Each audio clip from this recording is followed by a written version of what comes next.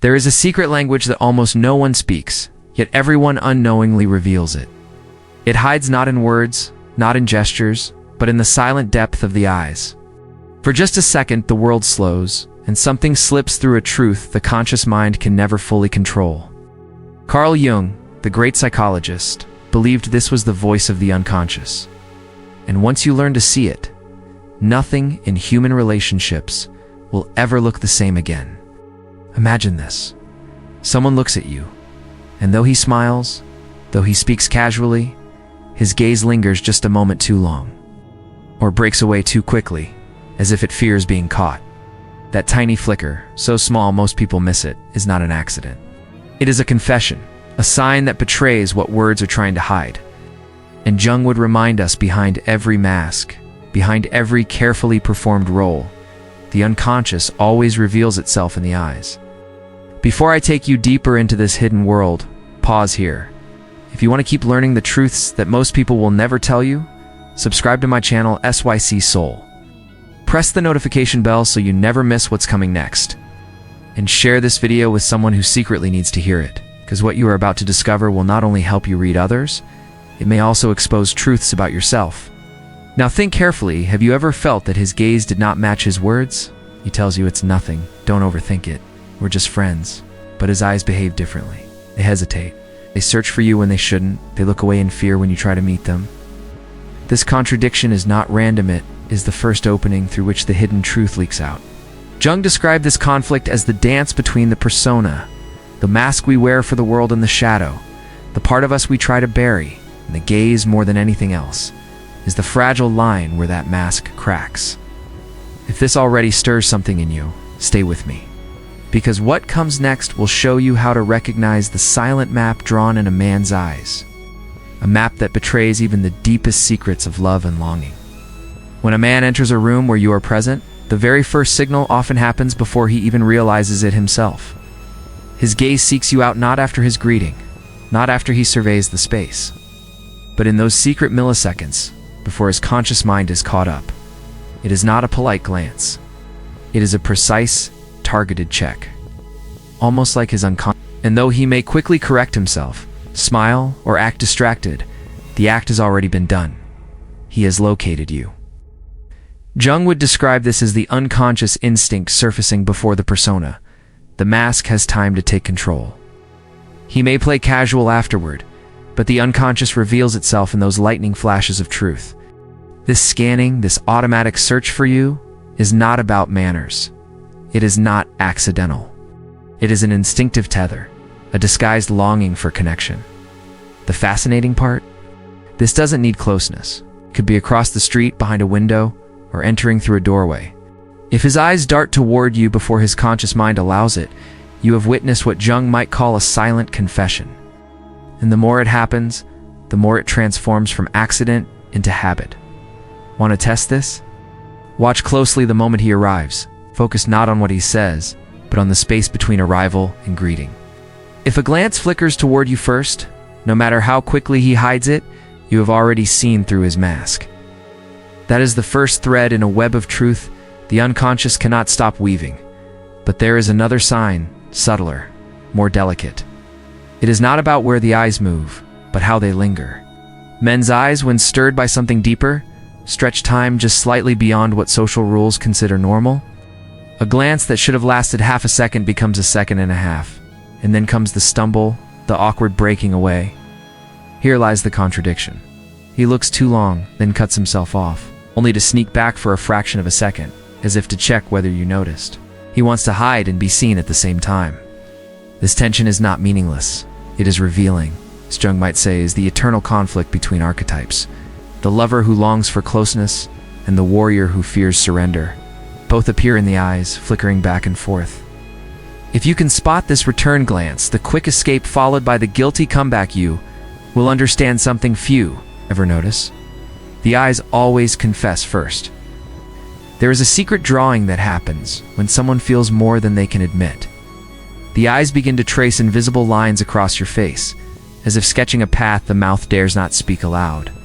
It is not the neutral, flat look of someone indifferent. It is the quiet cartography of desire. The most classic pattern is the triangle left eye, mouth. A descent from your gaze down to your lips and back again, like a rehearsal of words never spoken. Sometimes the line wanders further, toward your chin, your cheekbones, or that point just between your eyebrows. The unconscious, Jung would remind us, does not speak in sentences but in images, and these wandering paths are images of longing. Do you want to test this? Here's a subtle way. The next time you speak something meaningful, pause for 3 silent seconds after your words. If in that silence his gaze shifts to your mouth, uninvited, it is the unconscious speaking before he has the chance to control it. That is not politeness. That is a body telling the truth. But Jung warned us the surface signs can sometimes deceive. People can mimic, people can pretend.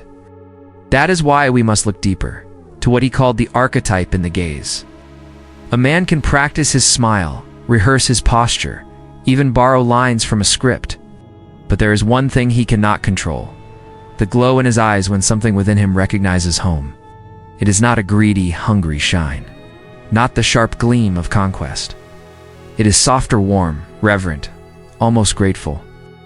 When Jung described the anima, the inner feminine image, he explained how a man projects that sacred picture onto someone who awakens it within him. When this projection strikes deeply, the glow appears. It is as if the soul is silently saying, "Here, this is it." And if you truly want to see this glow, look during moments when you share something important, your fears, your small triumphs, your secret dreams. Notice whether his eyes remain calm, steady, and filled with that quiet light. Even the rhythm of his blinking slows, almost like he is giving you time you rarely give yourself. Do not mistake this for passivity. This is the archetype of the king present, steady, able to hold what you reveal without shattering it. His gaze whispers a question without words. Can you live a little in me? That no matter how much he tries to hide it, cannot be faked. There is another sign that often passes unnoticed, yet it is perhaps the most human of all. The eyes do not only reveal desire, they reveal conflict. When a man feels drawn yet fears exposure, his gaze becomes restless. He looks toward you and away again, as if fighting himself in real time. His pupils betray him, they dilate. When emotion rises, then constrict. When he tries to retreat behind reason. This dance of approach and avoidance is the very battlefield Jung spoke of. The conscious mind struggling to restrain the unconscious. And it is here that many truths slip out, because no matter how clever the words, no matter how carefully the posture is arranged, as the eyes act like children, they cannot stay disciplined for long. They dart, they return, they flicker in ways the mask cannot control. Jung would call this the psyche's rebellion, the unconscious refusing to stay buried. But before I take you deeper into this realm, let me pause for a moment. If you are truly connecting with these signs and truths, I want to hear from you. Tell me in the comments, where in the world are you watching this video from? Do these signs resonate with your own experiences? If you admire the work I put into revealing Carl Jung's wisdom for you, let me know with your words. Your voice matters, because these videos are created for you, and every response helps me carry this journey further. Now, back to the secret world of the gaze. One of the most telling patterns is what I call the return orbit. Even when a man tries to keep his distance, his eyes betray a gravitational pull.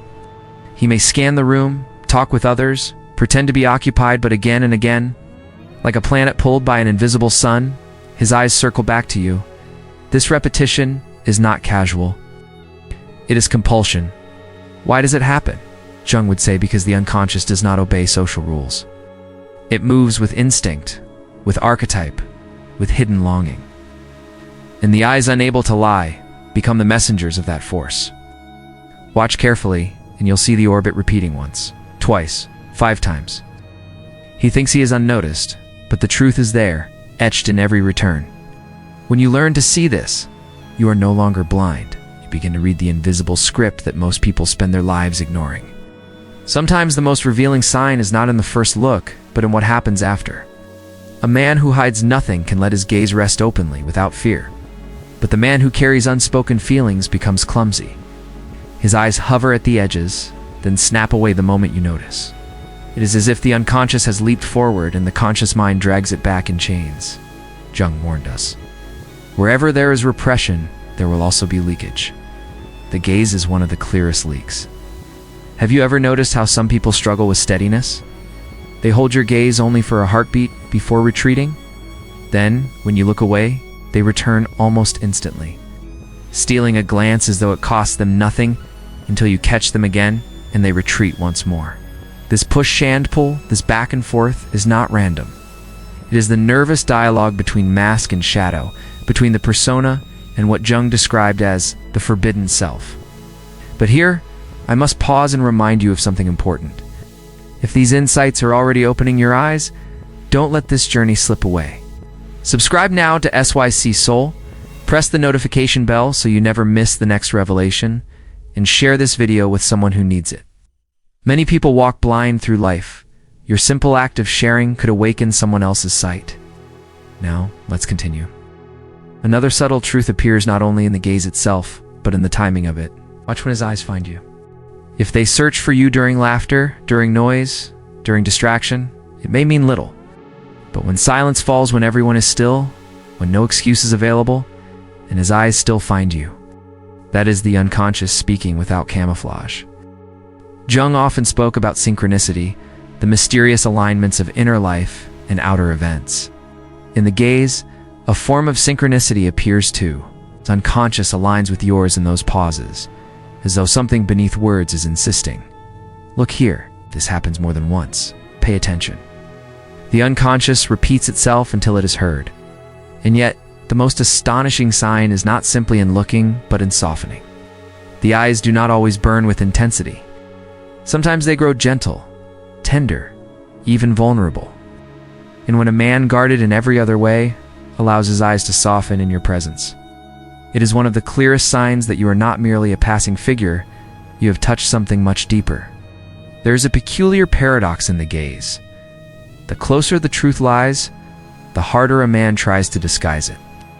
He may laugh too loudly, shift his attention to anything but you, even act indifferent, but the eyes do not obey this script. They linger where they should not, and they retreat when they should stay steady. This tension is the unconscious breaking its bonds. Jung would call it the shadow creeping into daylight, refusing to be hidden any longer. Pay attention to the moments when his words say one thing and his eyes say another. Example, he may insist, "I'm not thinking about you at all." Yet his eyes betray that claim by returning again and again, like guilty thieves revisiting the scene.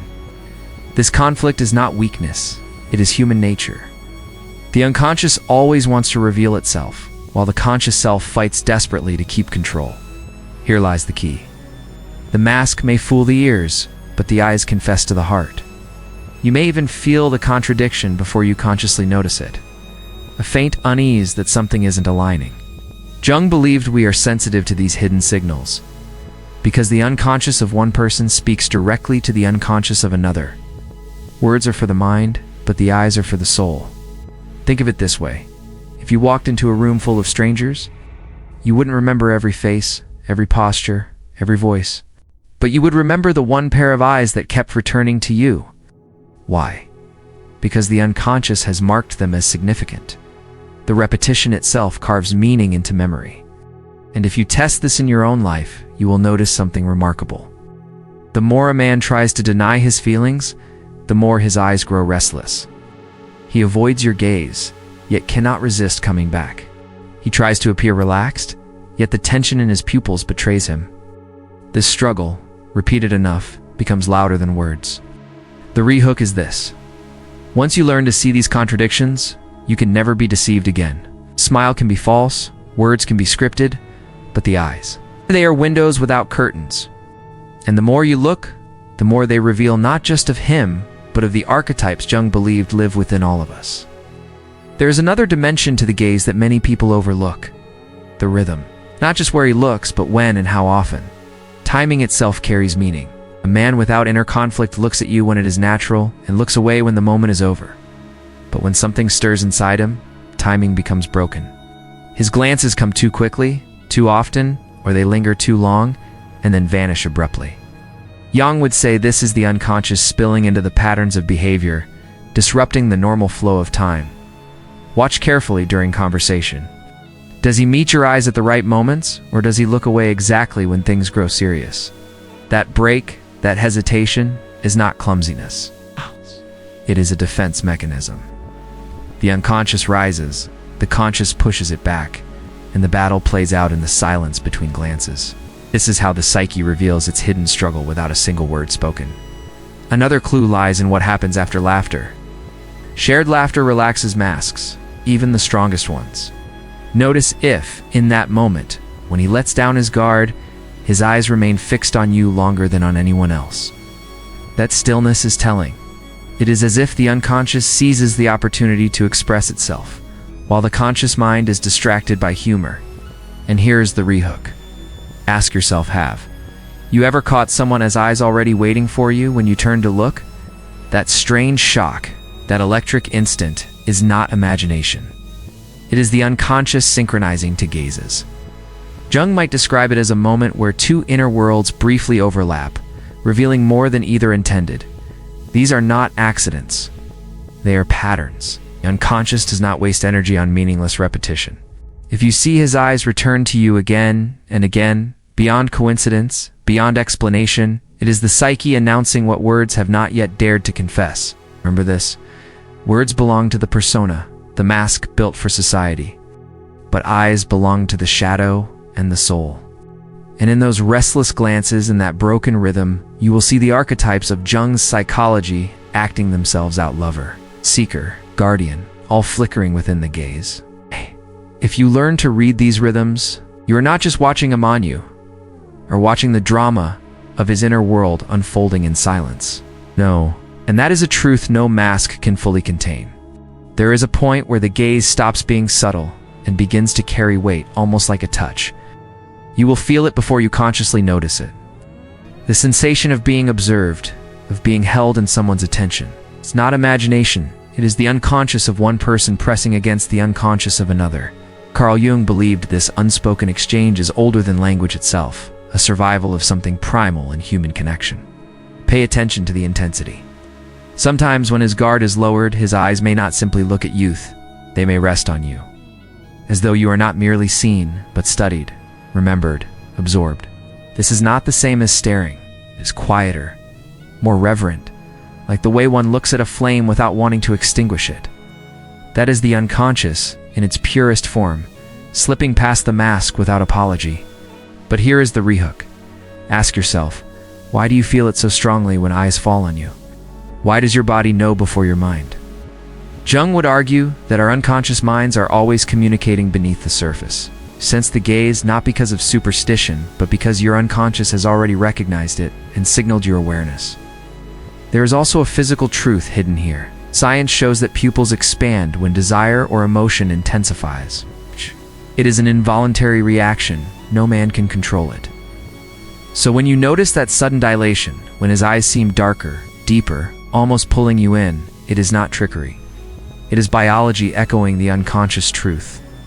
Jung would say, it is the body speaking the language of archetype, the lover appearing where the persona tries to deny him. Another powerful clue comes when vulnerability is exposed. Imagine you share a story of pain, of fear, or of something you rarely tell others. If his eyes soften, instead of retreating, if they hold you with patience instead of judgment, you are witnessing something profound. The unconscious does not mock. It does not turn away. It leans closer. And this leaning, this soft presence, is a form of silent confession. You matter here. The rehook is simple. Once you see this softness, you will recognize it again and again. It cannot be rehearsed. It cannot be counterfeited. It is the one expression that belongs only to the soul. There is one more hidden sign, perhaps the most delicate of all. It appears not in the boldness of looking, but in the fragility of avoidance. A man who feels nothing can meet your eyes without hesitation. But a man whose unconscious has already chosen you will sometimes fail at this simplest task. He will glance for a second, then look down or away, as if the weight of the connection is too heavy to carry. Jung would call this the shadow trembling at the threshold, caught between fear and longing. Notice when this happens. Does he look at you when you are not looking, only to vanish when your eyes meet his? That disappearance is not rejection. It is exposure.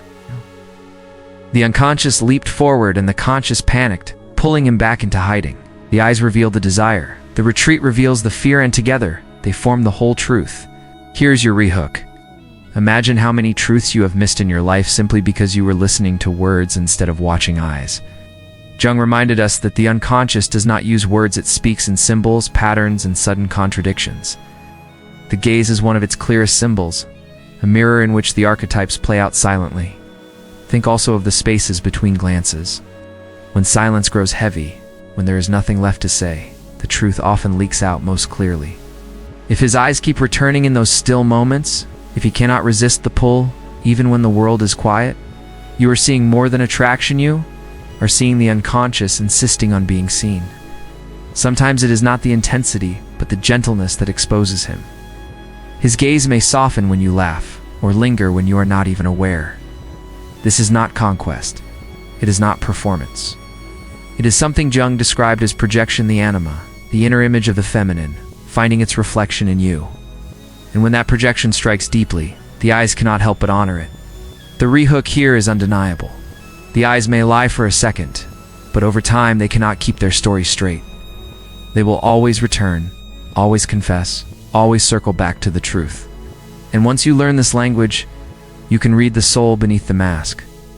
And now, we arrive at the final revelation. Gaze, when it is real, cannot be rehearsed. Every man can train his smile, polish his words, or shape his posture to appear strong. But no man can fully control his eyes. The unconscious always slips through. Jung taught us that what we deny begins to control us and what we face begins to transform us. The eyes betray this truth every single time. So if you want to know, does he truly love you? Or is it only desire? Or maybe just a passing game? Watch his gaze. Not once. Not once, not in one moment. But over time, in silence, in chaos, in darkness, in laughter. Does he always return? Does he always seek you? Does he, even when avoiding, circle back as though his unconscious refuses to let go? That is your answer, and it is more honest than any words he could ever speak. Here is your final rehook. The gaze is not simply his confession, it is your mirror. For when you recognize the truth in another's eyes, you also recognize the worth within yourself. This is why Jung believed that to truly see is to awaken. And once awakened, you cannot fall back asleep. So take this as more than observation. Take it as a gift of clarity. Use it not to play games, but to live more honestly, more beautifully. The gaze you receive carries responsibility. You can nurture it, honor it, or walk away from it. But never again say you did not see. You've been given sight. And now, my friend, before you leave this journey, I want to invite you. Subscribe to my channel, SYC Soul. Hit the notification bell so you never miss the next video. Because what we are exploring together is not random, it is a path into the hidden truths of the unconscious. If this spoke to you, share it with someone who needs it. Maybe a friend who feels lost in love, or someone confused about signs they cannot explain. And in the comments, tell me, which gaze have you recognized in your life? Which moment revealed more than words ever could? Remember, this clarity is power, but not the power to control others. It is the power to live awake, to see clearly, and to honor what is real. And once you carry that clarity in your heart, the world will never look the same again.